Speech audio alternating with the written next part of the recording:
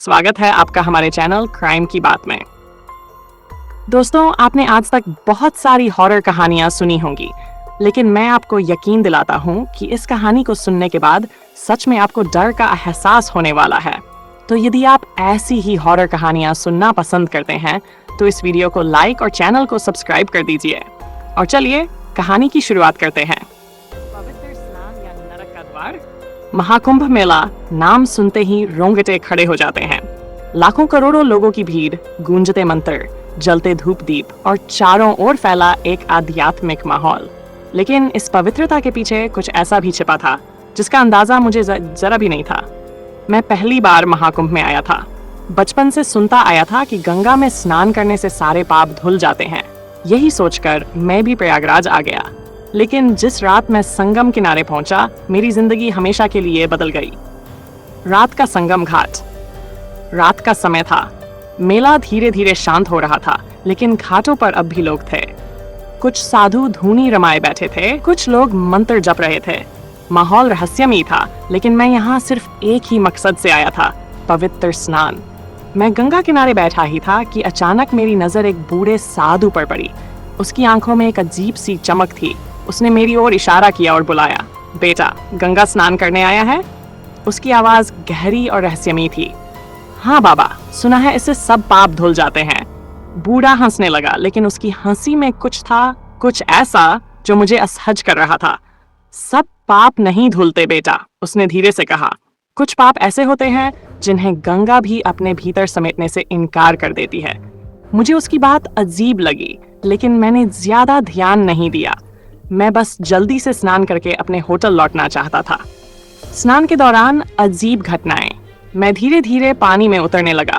पानी ठंडा था, लेकिन उसके अंदर एक अजीब सी गर्मी महसूस हो रही थी, जैसे कोई चीज मुझे अंदर खींच रही हो। मैंने 3 डुबकी लगाई, लेकिन जैसे ही मैं तीसरी डुबकी से ऊपर आया, घाट का माहौल पूरी तरह बदल चुका था। मेरे आसपास कोई नहीं था, न कोई साधु, न श्रद्धालु, यहाँ तक कि कोई नाव भी नहीं दिख रही थी। ऐसा लग रहा था जैसे मैं किसी और ही दुनिया में आ गया हूँ। मैं घबराकर घाट की सीढ़ियों की ओर बढ़ा, लेकिन तभी किसी ने मेरा पैर पकड़ लिया। मैं चीख पड़ा। ठंडे काले हाथ, हड्डियों जैसे। मैंने नीचे झांका तो देखा, पानी में एक चेहरा झांक रहा था।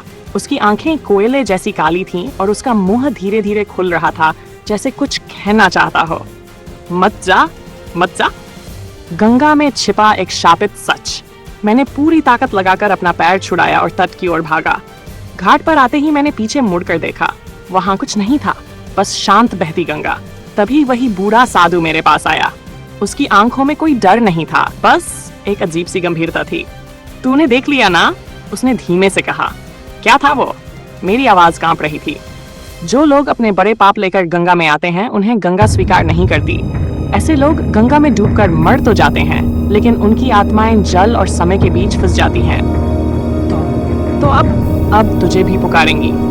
साधु की आंखें और गहरी हो गई। लेकिन अगर तू बचना चाहता है तो कल ब्रह्म मुहूर्त में आकर स्नान कर, वरना। उसने अपनी बात अधूरी छोड़ दी, लेकिन मुझे समझ में आ गया था, ये सिर्फ पवित्र स्नान नहीं था, ये कुछ और ही था।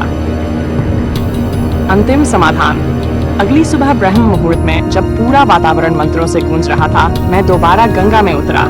इस बार पानी शांत था, कोई आवाज नहीं, कोई अजीब एहसास नहीं। जैसे ही मैंने डुबकी लगाई, मेरा सिर हल्का हो गया। मैं गंगा से बाहर निकला तो बूढ़ा साधु मुस्कुरा रहा था।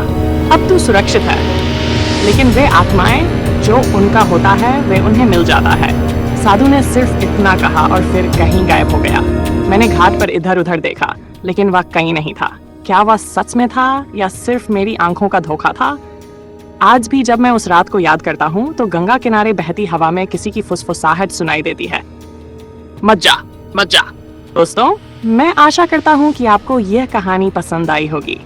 यदि आप ऐसी ही कहानियां देखना पसंद करते हैं तो कृपया इस चैनल को सब्सक्राइब जरूर करें। धन्यवाद।